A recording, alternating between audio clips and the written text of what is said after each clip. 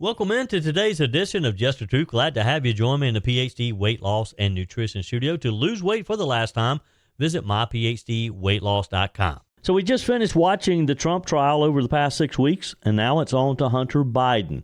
A jury of 12 and 4 alternates has been selected to hear the federal gun crime trial of the president's son, Hunter Biden. Hunter's stepmom, First Lady Jill Biden, attended the first day of his trial, which was facing a maximum sentence of 25 years in prison and up to $750,000 in fines on the federal gun charges. Dr. Anthony Fauci disavowed a longtime senior advisor, this during a congressional hearing yesterday, saying the official had violated federal rules by using personal email for official business and editing the press release of a government grantee.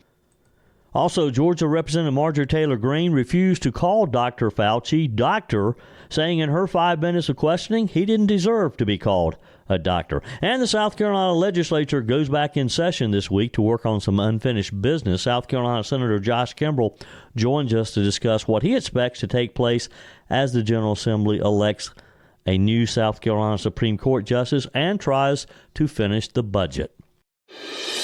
I told you we'd be back. And ye shall know the truth, and the truth shall make you free. It's Joey Hudson. I wanted to name it the Joey Hudson bill, but, they don't allow you to put names on bills. But I wanted to call it the Joey Hudson bill because I know that one's been near and dear to you for a number of years. That's how it's done. Let your voice be heard. And the truth shall set you free. Here's Joey Hudson. A jury of 12 and 4 alternates has been selected to hear the federal gun crime trial of President Joe Biden's son, Hunter Biden. During the selection process, almost all of the potential jurors said that they know someone who has been or currently experiencing substance abuse or some type of addiction. Almost every potential juror has said that they have heard about the case in the news. The first son faces charges of making false statements in the purchase of a firearm, as well as possession of a firearm by a person who is an unlawful user of or addicted to a controlled substance. Hunter Biden departed the Delaware courthouse after the jury was selected to ultimately decide his fate in this federal gun crime trial.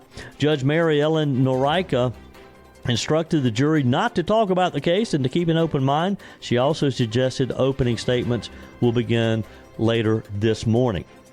The jury of 12 is made up of 3 black women, 3 white women, 4 black men, and 2 white men. Opening statements will be the first order of business later today. The court is expected to reconvene around 9 a.m. today. The 12 jurors come from an initial pool of about 250 potential jurors. Fairly quickly was whittled down. Juror 63, for example, is a woman in the alternate pool and told the court she donated to Donald Trump in 2016. Juror 65 is a woman in the alternate pool and told the court she donated to the Barack Obama campaign. Prosecutors are expected to dive into Hunter Biden's crack cocaine addiction and his purchase of this weapon.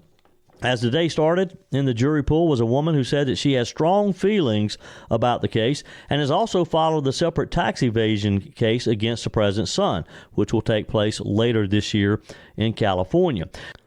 She also said she was aware of the attempted bargain that fell through with the prosecution and Hunter Biden, and understands that that's why they're in court this week. She said that she could be fair and impartial based on what she knew to this point. Her feelings about guns were that should be a background check and limits on access for assault rifles.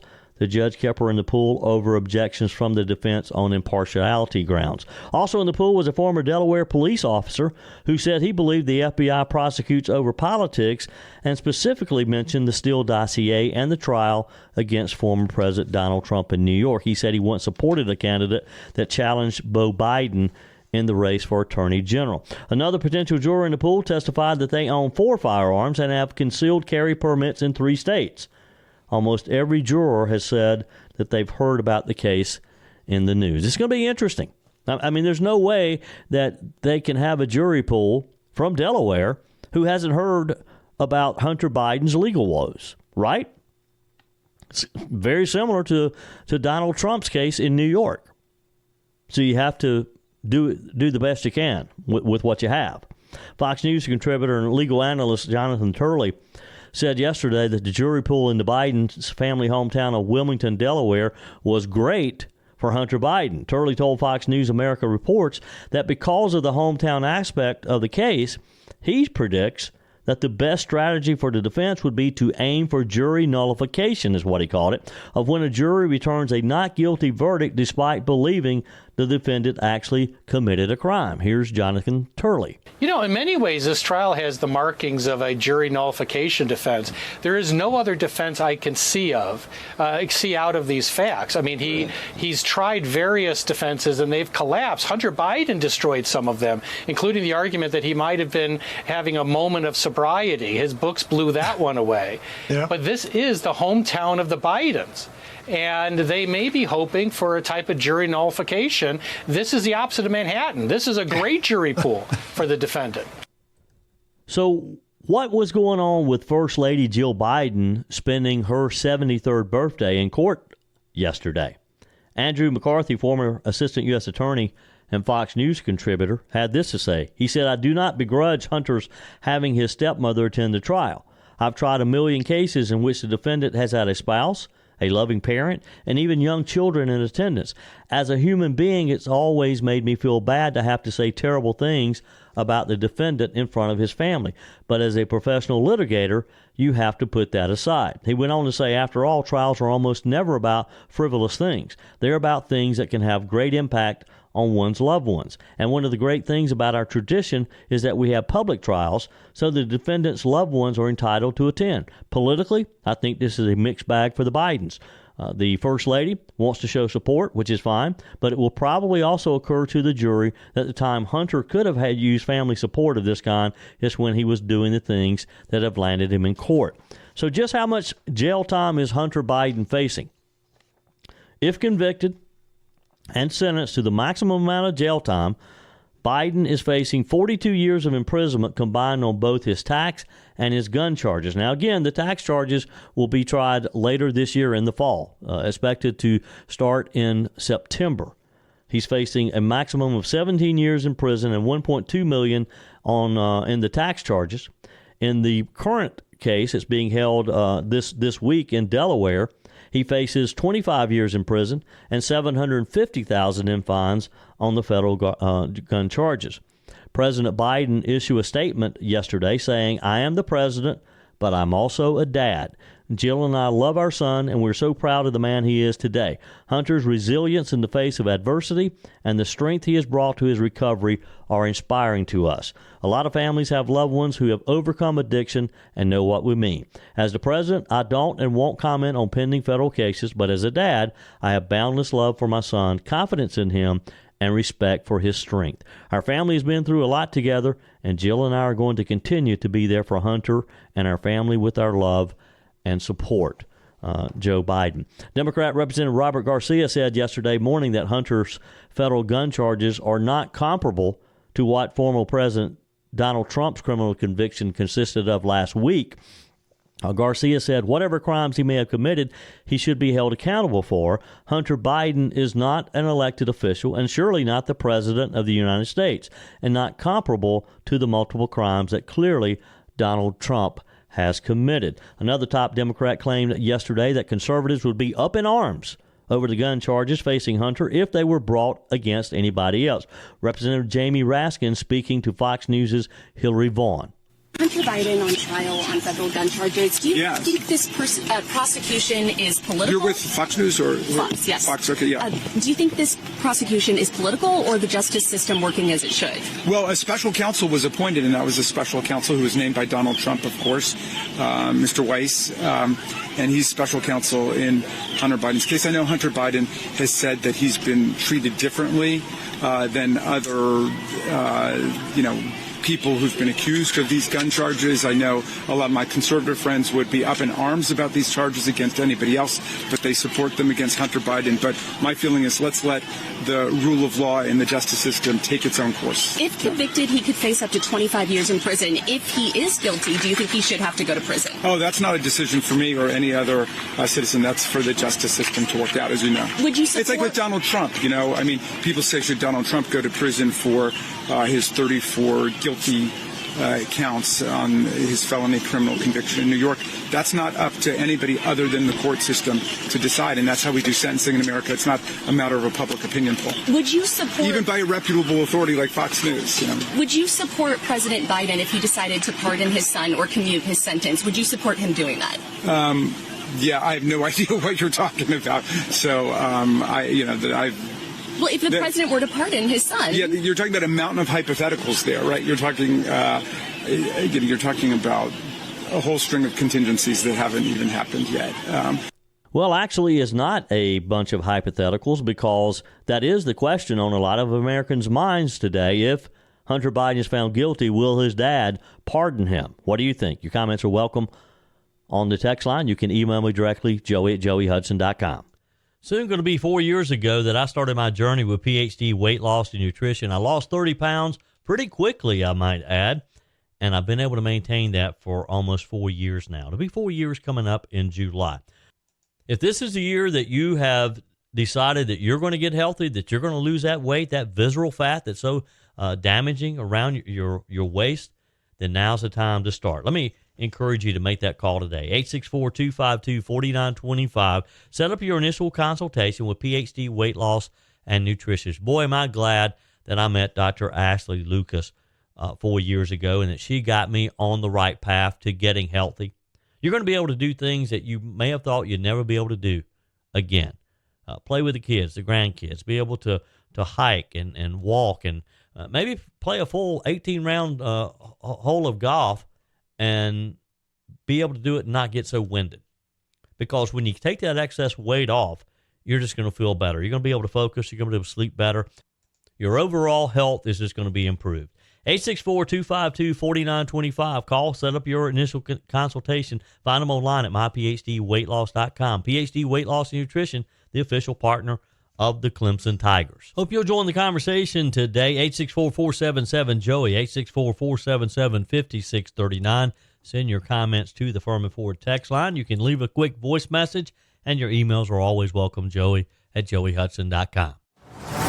Georgia Representative Marjorie Taylor Greene grilled Dr. Anthony Fauci in a congressional hearing yesterday. Well, I call him Dr. Anthony Fauci. Actually, that was a point of contention as to whether or not he deserves to be called Dr. Anthony Fauci. Here's the first round with Representative Marjorie Taylor Greene. Mr. Fauci, you were quoted on CBS Face the Nation saying it's easy to criticize, but they're really criticizing science because I represent science. Do you represent science, Mr. Fauci? I am a scientist who uses the scientific method to gain information. Yes, you said you represent science. Do you represent science, Mr. Fauci? Yes or no? Yes or no? No, that's not a yes or no answer. Yes, it's a yes or no. I don't think it is. Okay, well, we'll take that as a you don't know what you represent. But this, as director of the NIH, you did sign off on these so-called scientific experiments.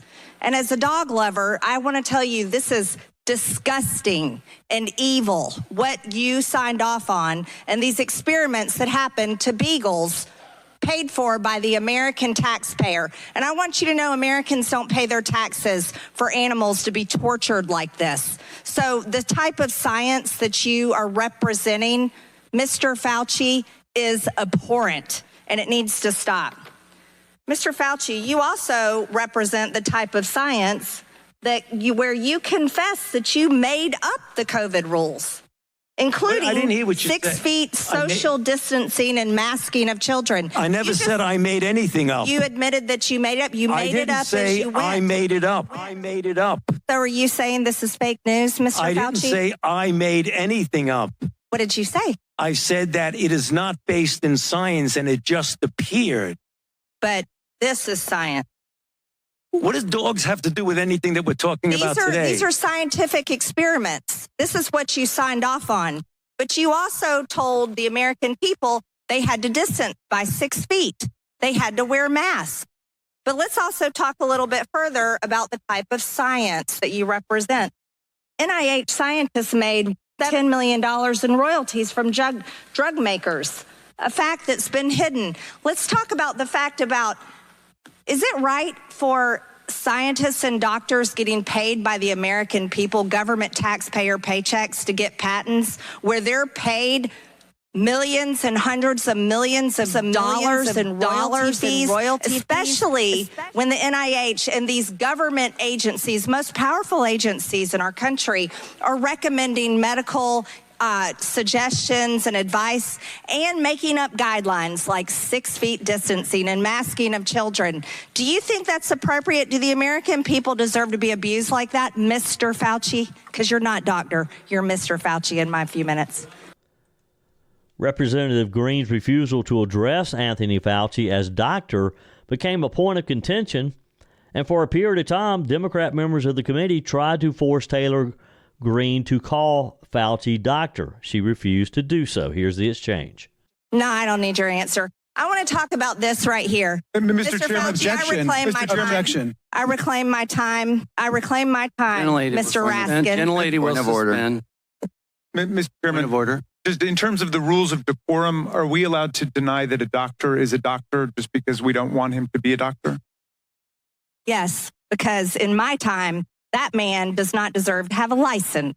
As a matter of fact, it should be, and he belongs in prison. Will suspend.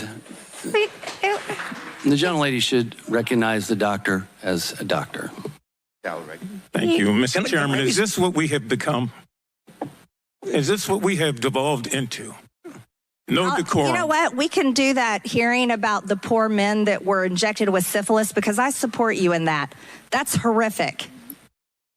And this government that does things like that to Americans doesn't have decorum to the American people. Mr. Chairman, the gentleman is out of point of regular order, please. The gentleman is out of order. Decorum. Recognize the point of order. Go ahead with your point of order. You got it. No, I mean, I was going to say what Representative Raskin said. It's completely unacceptable to be able to deny Dr. Fauci, who's here, a respected member of the medical community, his title. And that's actually a personal attack on his character. And I have instructed her. He's not respected. And I've instructed her to address him as a doctor. I'm not addressing him as doctor.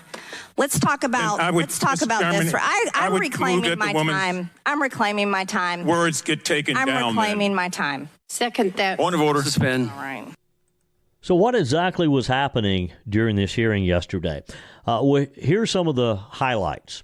Dr. Fauci disavowed a longtime senior advisor during this hearing, saying that the official had violated federal rules by using personal email for official business and editing the press release of a government grantee.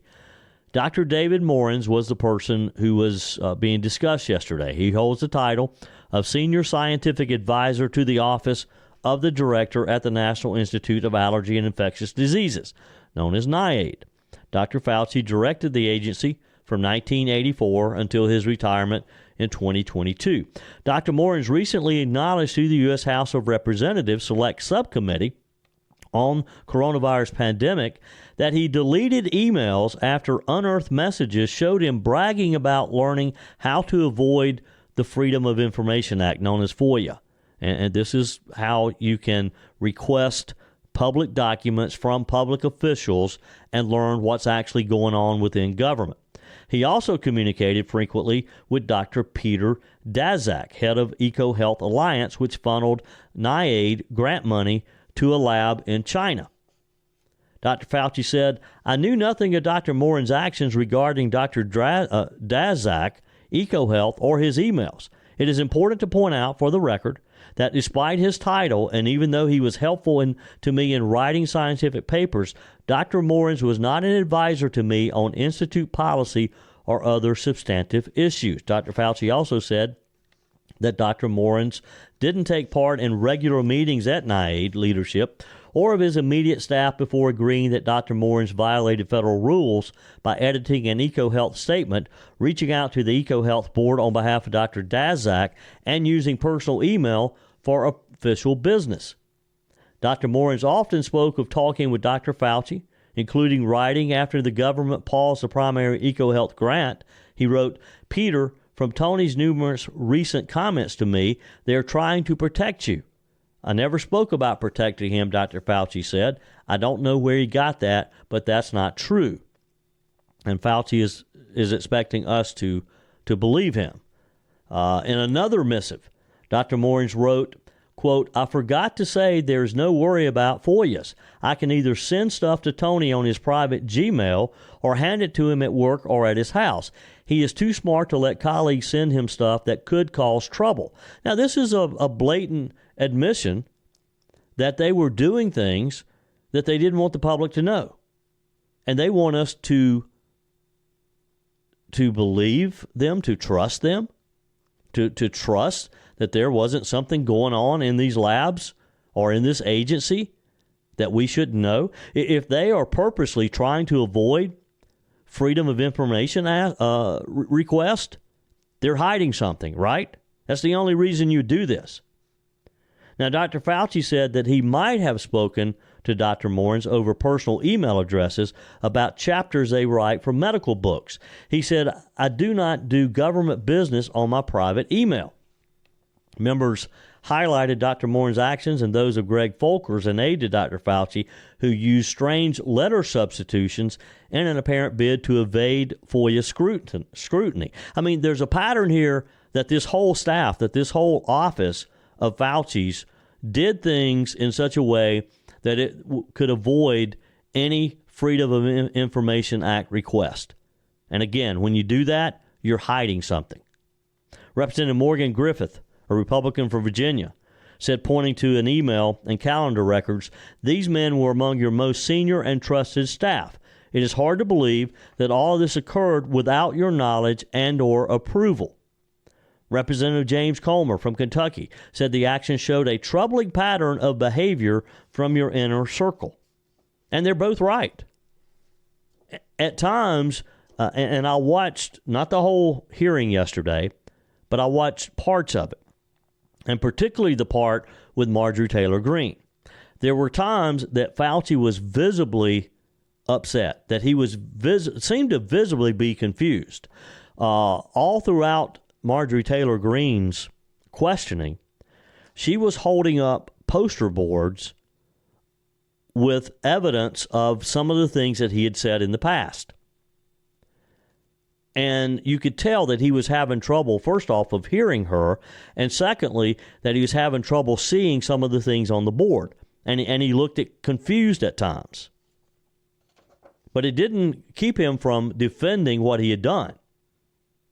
Democrats largely expressed support for Fauci, as we would expect, and condemned what they described as GOP attacks against him, particularly Marjorie Taylor Greene. Fauci denied trying to suppress lab leak theory. Dr. Fauci participated in a phone call in 2020 that involved a number of outside scientists. Fauci promoted the paper from the White House podium, contending that this paper showed the process of COVID-19 is totally consistent with a jump of a species from an animal to a human. He said he couldn't remember who wrote the paper. And he has consistently denied that he believes that this Wuhan lab was responsible. And he said again that he has kept an open mind as to the origin of COVID-19, which to date is still undetermined officially, but you and I know exactly where it came from. Up next, South Carolina Senator Josh Kimbrell. Whether you're replacing a broken appliance or maybe you're just upgrading, you're totally remodeling the kitchen, when it's time to get those new appliances, when you're ready for them, you don't want to have to wait weeks or even months to get started using them, right? Well, that's not the case when you shop with my friends at Discounted Appliance Warehouse. With over 11,000 square feet and 1,500 appliances at any given time, you can buy today and use today quite often. I'm talking about shopping with my friends at Discounted Appliance Warehouse in Pickens. It's worth the short drive over to Pickens. Jeff, Johnny, Kyle, the whole team over there, they'll take good care of you. They have an award-winning service department, expert installation, extended warranties, and at Discounted Appliance Warehouse, they treat you like family. You're more than just a credit card swipe to all the team over there. Discounted Appliance Warehouse, they're proud to offer Speed Queen, the only washer and dryers with manufacturer's warranties that cover parts and labor.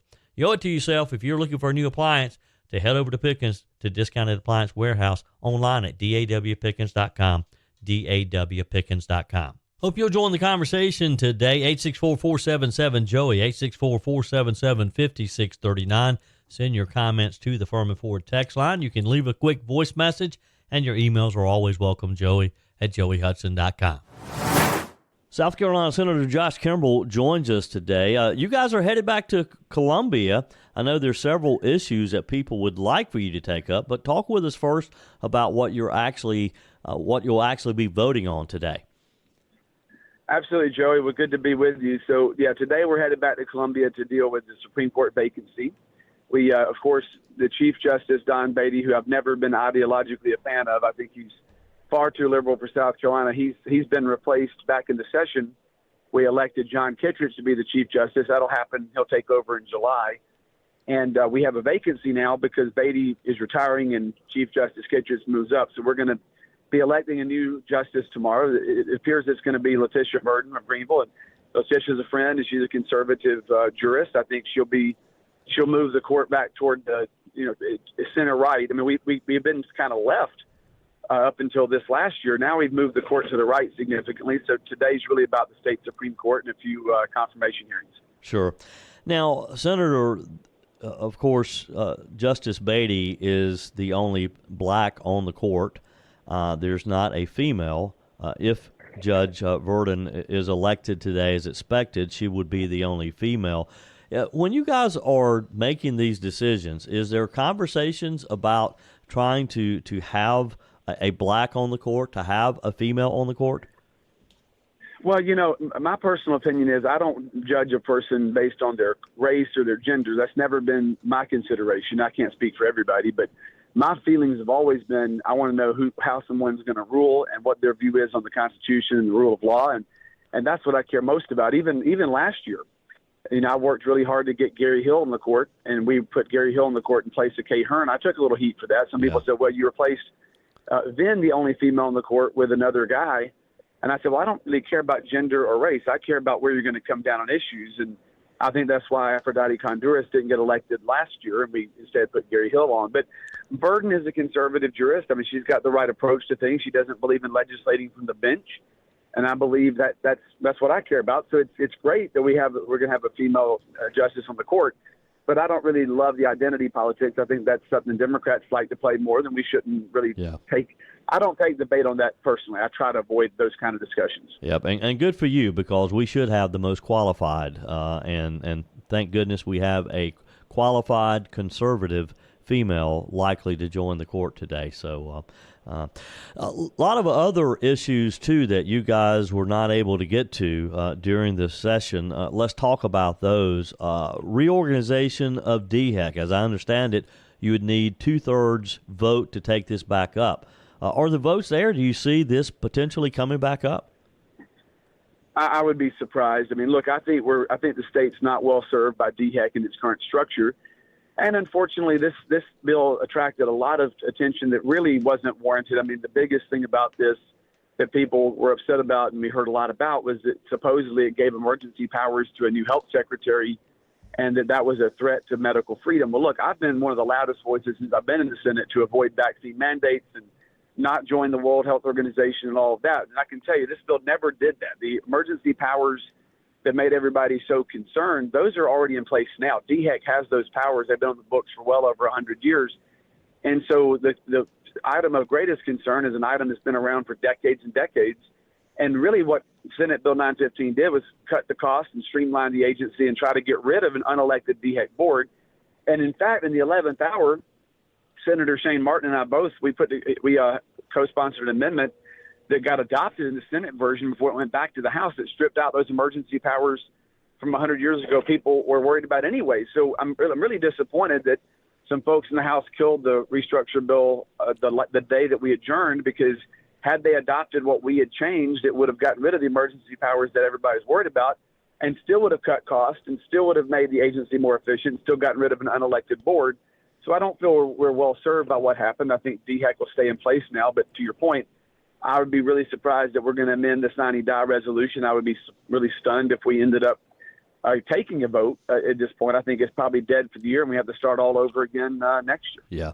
Another issue that we seem to read about almost daily, and that's the cost of insurance for restaurants who serve liquor and bar and grills. We're seeing these establishments, most of them locally owned mom and pop type establishments, closing every day. I know that these owners are wanting the legislature to take action. Is it possible that this could be brought up?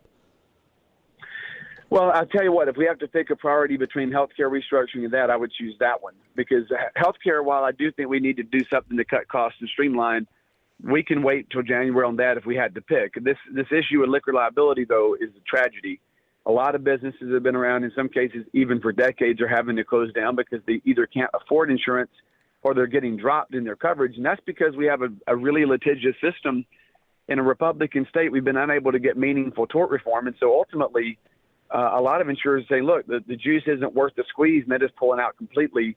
I heard somebody the other day, Joey, they told me, I was talking to a constituent, and, before I was even in the legislature, I think 5 or 6 years ago, there was a law passed that made all these establishments carry $1 million of minimum coverage. Well, that sounds fine, and you say, oh, gosh, $1 million in coverage is good in case you have an issue.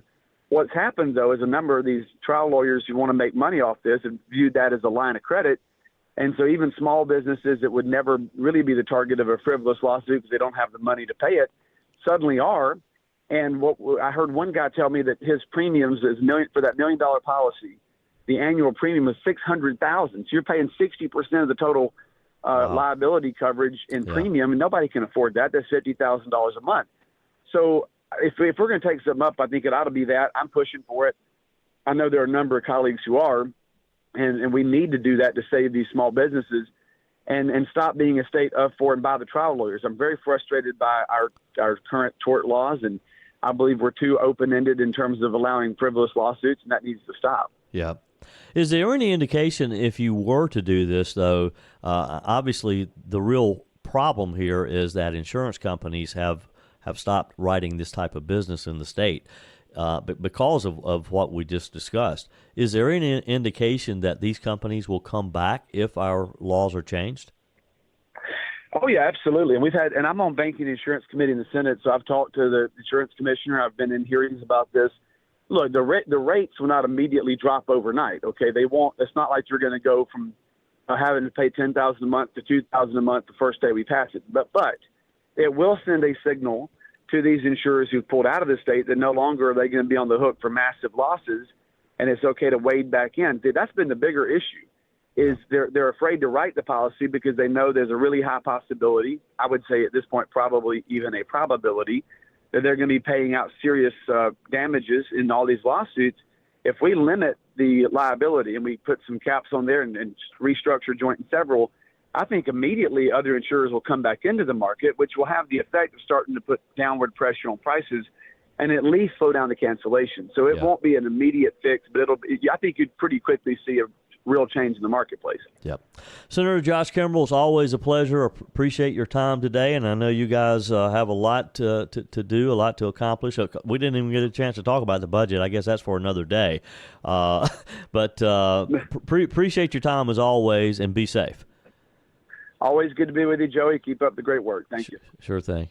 Hope you'll join the conversation today. 864-477-JOEY, 864-477-5639. Send your comments to the Firmin Ford text line. You can leave a quick voice message, and your emails are always welcome, joey@joeyhudson.com. Speaking of the Firmin Ford text line, it's never been more important to support locally run businesses owned by people who actually live here in the upstate. Let me take a minute to talk with you about our friends at Firmin Ford. If you're looking for a new vehicle, maybe a great pre-owned vehicle, one you can trust, or maybe you're looking to order that special vehicle. Either way, if you want a new one, a brand new one, or a pre-owned that you can trust, the folks at Firmin Ford, they're there to help you. Their name is on the sign because their name is on the line, because every single transaction is important to them. Jim Firmin, Matthew Firmin. They do business the right way. When you stop by, when you give them a call, or maybe when you just send them a quick email, you're always going to have access to a member of the Firmin Ford family. And by the way, they also offer great service, and you're not going to have to wait weeks and weeks to get it done. And you do not have had to purchase your vehicle at Firmin Ford. Doesn't even have to be a Ford. They service all makes and models. Visit my friends at Firmin Ford online at firminford.com, firminford.com. Ray writes, good day, Joey. Go MTG. She hammered Fauci today. He should be given the same treatment he gave the dogs in his evil test. This person is the most arrogant, lying individual this side of Peter Strzok. How do the Democrats find these soulless fools? I'm so thankful that God is in control and judge of all of them. Thank you, Ray. I appreciate that. Your comments are welcome as well. Tony writes, alcohol and sports never go good together. This is in reference to mentioning that there was some initial response to evidently Clemson University applying for a liquor license for the sports complexes. We will learn from Clemson that this is just a routine thing. They're not going to start selling beer and wine at football games and basketball games. This is for their private parties that they have there. Paul writes, I fully agree with the final verdict against President Trump. It is a complete hoax intended to deceive or trick. In my opinion, we need to see what else is happening. Hunter Biden trial? ? Southern border fiasco? ? Economy inflation? ? He says it's all smoke and mirrors designed to make the country look away from Biden and cronies. And you're right, Paul. Things are so bad with the Joe Biden administration. Inflation, our border is just porous. People are pouring into our country daily. We're paying more for gasoline than we ever have, which has made other prices rise as well, because everything we touch, everything we buy, when we go into my favorite store, Ingles Market, to purchase food, everything that came into that store was on a truck at some point. And the increases in diesel fuel has made those prices increase as well. Appreciate your comment, Paul. Faye writes, yes, I made a contribution to the Trump campaign to use as necessary. Now, this is in response to, I asked you in yesterday's show if you donated to Donald Trump after his conviction was announced last week, like so many Americans did. He raised record amounts of money. And I ask you the question, do you care how that money is used? Because there's been a lot made about the fact that he is spending millions of dollars in legal defense and that he's raising money through his campaign for that money, for his legal defense. So I ask you, what do you think? And do you care how your money is used? Appreciate your comment, Faye. Texter says, Joey, I enjoyed your program, Word on the Street, on Saturday. Once again, you bring us quality programming. I have reset my radio dial to 98.9 WORD. It's become a great way to stay connected to news and issues through the coverage and interviews. Hearing your voice on Saturday just makes my day. Well, thank you, Carol. You just made my day. I appreciate that. And what Carol is referencing is every Saturday at 12 noon on 98.9 WORD, the voice of the Carolinas. You can hear Word on the Street, where I interview nonprofit leaders, business leaders, just what's happening in upstate South Carolina, western North Carolina, and northeast Georgia. So I hope you'll tune in to 98.9 when you have the opportunity. Texter says the message needs to be with Biden that he's a liar, and what's to stop him from completely destroying the country in 4 more years? Only one choice, Donald Trump. Texter, Joey, how are these people supporting themselves? Businesses are supposed to be using E-Verify to qualify prospective employees. Did we also throw E-Verify out the window? It's a good question there. I'm not really sure the answer of that, because yes, we are supposed to use E-Verify, but somehow these people are able to get jobs. I mean, I think there's just a massive underground economy with fake IDs and other fake Social Security numbers and those types of things. And let's face it, there are a lot of employers who just look the other way. A lot of employers who don't care. They just want the employees. They need the help. Texter writes, good morning, Joey. June 14th is President Trump's 78th birthday. We Americans should all send him a birthday card with $7.80 or $78 or any amount someone can afford, but please send a card to show your support. Thank you for all you do. That's a good idea. I appreciate that. Let's all make an effort to do that. Maybe I'll try to find an address that we can mail them to. I'll maybe send out an email. If you haven't joined my email list, go to joeyhudson.com. Just click on Connect with Joey, and I'll get that out to you. Texter, Joey, I thoroughly enjoyed your interview with Shelley Hamilton. Thank you. Well, thank you. And if you missed it on Saturday on Word on the Street, you can watch it on my YouTube channel. Just go to YouTube, search for Joey Hudson. Hey, while you're there, please subscribe to the channel. But it's a great interview. Shelley Hamilton has a wonderful story. She wrote a book about her struggle with her son who had mental illness, who eventually committed suicide. Her husband, Ron Hamilton, who is known as Patch the Pirate, they are the family-owned Majesty Music here in Greenville, passed away recently. And her son-in-law, who happens to be State Representative Adam Morgan, who's running for Congress. It's just a story of how Adam has come in and an attorney who took over a Christian music company, and it's quite inspiring. So if you missed it, watch it on YouTube. Texter says, Joey, does it make sense that poor people donate money to the rich? I want to vote for Trump, or I won't vote for Trump or Genocide Joe. Both are crooks. Well, who are you going to vote for? You got to vote for somebody, because it's going to be one of the two. Texter, Joey, yes, I gave to Trump after the verdict and will continue to support him.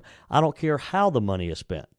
And that's the overall theme that I've received. I'm not going to have time to read all of my text, but the overall theme is that you gave to Trump, you gave generously, and you're going to trust the Trump organization to spend the money as it is needed.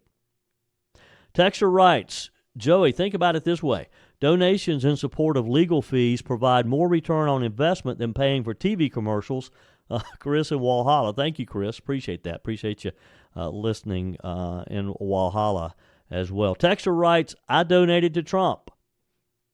And many of you did, along with a lot of Americans. The final numbers are in. The Trump campaign and the Republican National Committee yesterday announced that they had raised a combined $141 million in May, with much of that coming after the conviction last week. Trump, of course, convicted on 34 counts. The campaign confirmed last week that it had raised $52.8 million in 24 hours after the verdict. Now, that is amazing. That's it for today's edition of Just the Truth. Thanks for joining me in the PhD Weight Loss and Nutrition Studio. To lose weight for the last time, visit myphdweightloss.com.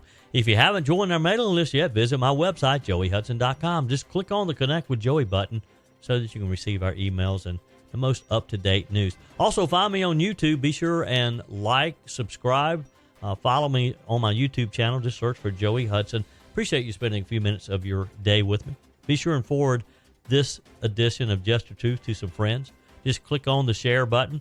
Send it to a few of your contacts, because if we're going to build our community and we're going to win in the June primaries, and if we're going to win in November especially, we got to build an army of conservatives. The way we beat Joe Biden is through educating people, and no better way than encouraging them to listen to Just the Truth. Hey, keep those comments coming via the Firmin Ford text line, 864-477-JOEY, 864-477-5639. Your emails always welcome as well. Joey@joeyhudson.com. We're back again tomorrow. Hope you will be too. Remember, God's got this. He's still in control.